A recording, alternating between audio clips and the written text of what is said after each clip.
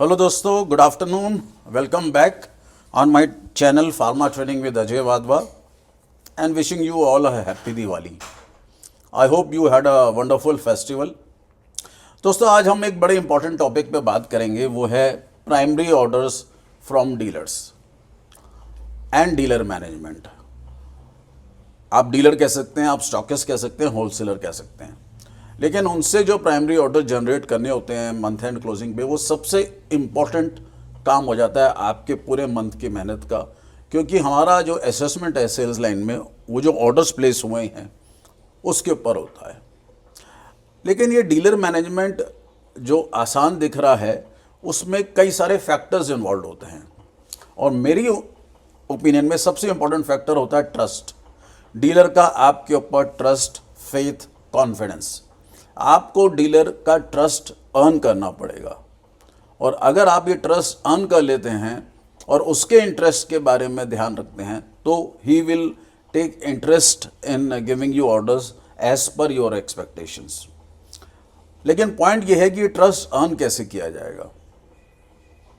पहली बात यह है कि जब भी आप डीलर से मिलते हैं तो आप उससे अपनी कंपनी के, अपने प्रोडक्ट्स की इन्वेंट्री का ट्रैक रखें कि कितनी इन्वेंट्री उसके पास है, कितना लिक्विडेशन है हो रहा है, और कौन सा प्रोडक्ट कब से पड़ा हुआ है उसके पास. ऐसा तो नहीं कि कोई प्रोडक्ट आपने लॉन्च किया था 6 महीने से वो पड़ा हुआ है, लिक्विडेट नहीं हो रहा है. तो आपके फ़ोन में या आपके पास किसी भी फॉर्मेट में उसकी इन्वेंट्री हर मंथ की और कितना लिक्विडेट हो रहा है, इसका रिकॉर्ड होना चाहिए. वो बिजनेसमैन है, उसने पैसा लगाया है.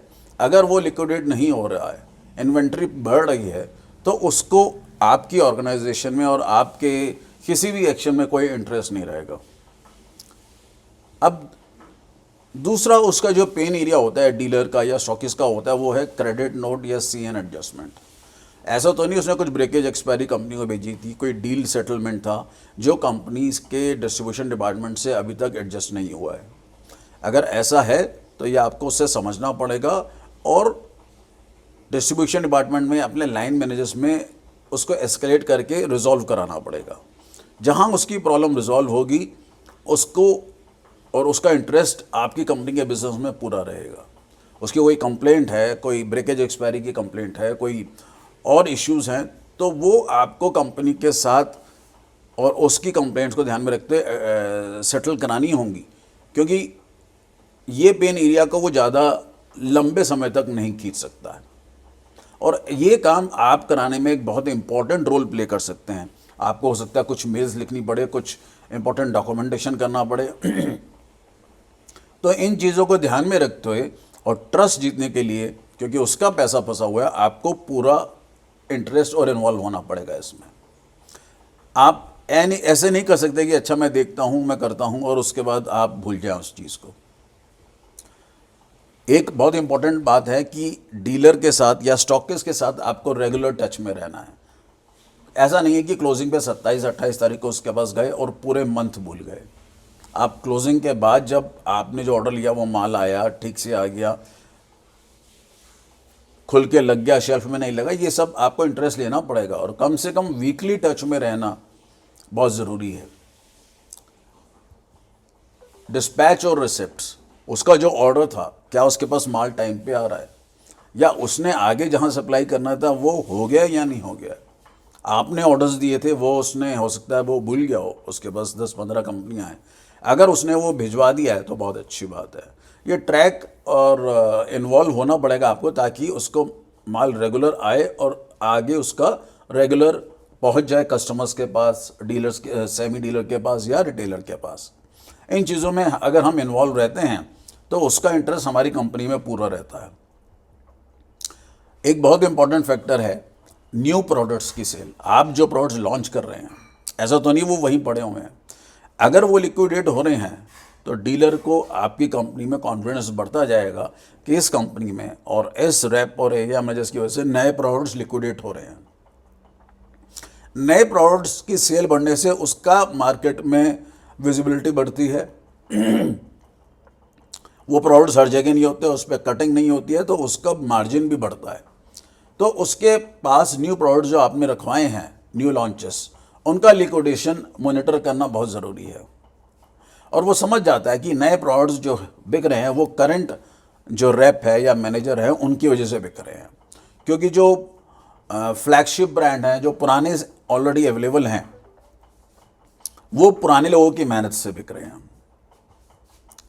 पीओबी जनरेटेड, आप पीओबी जनरेट कर रहे हैं, उसकी सप्लाईज कैसी हो रही हैं, लिक्विडेशन हो रहा है नहीं हो रहा, पूरी सप्लाईज हो रही हैं या पार्ट में जा रही है, इसमें आपको ध्यान देना होगा।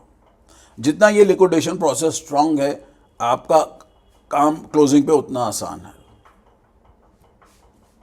आप अगर किसी डीलर को क्लोजिंग पे अप्रोच कर रहे हैं, वैल्यू ऑफ ऑर्डर्स के साथ प्रोडक्ट वाइज अप्रोच करें कि किस प्रोडक्ट के कितनी वैल्यू के ऑर्डर्स लेने हैं।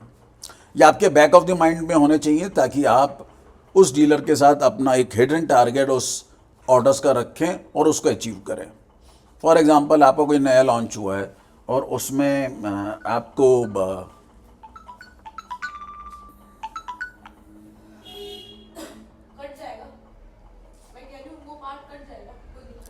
तो उस वक्त आपको उन प्रोडक्ट्स की value back of the mind ध्यान में रखनी है ताकि उसका लिक्विडेशन हो और आप उस ऑर्डर्स को जनरेट कर सकें अपने टारगेट के हिसाब से।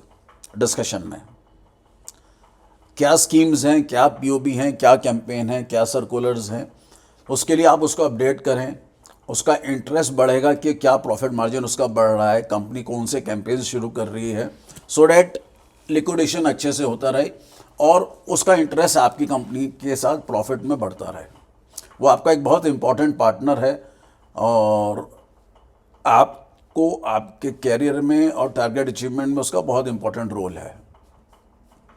पेमेंट्स का ट्रैक आपको रखना बहुत ज़रूरी है। उसने कंपनी को पेमेंट किया नहीं किया, उसके मार्केट में आपके प्रोडक्ट्स की कोई आउटस्टैंडिंग है तो उसको रिजॉल्व कराना है। पेमेंट सबसे इंपॉर्टेंट पार्ट हो जाता है आपकी जॉब का, क्योंकि स्टॉकिस्ट का पेमेंट कंपनी को नहीं आ रहा है तो कंपनी फिर सप्लाई भी नहीं करेगी और आप डायरेक्टली इफेक्ट होंगे। अगर एक्स्ट्रा ऑर्डर्स आपको चाहिए तो एक्स्ट्रा एफर्ट्स करने पड़ेंगे। मान लिया आपको कहीं से कम बिजनेस कम पड़ रहा है तो आपको एक्स्ट्रा एफर्ट से वो लिक्विडेट करना ही पड़ेगा। तो ये सारे बहुत इंपॉर्टेंट फैक्टर्स हैं दोस्तों, जिसमें आपको ध्यान रखना है कि डीलर जो है आपको जल्दी से लिक्विडेट करके दे सारे आइटम्स। थैंक यू दोस्तों, अगली बार फिर कनेक्ट होंगे। तब तक के लिए बाय बाय।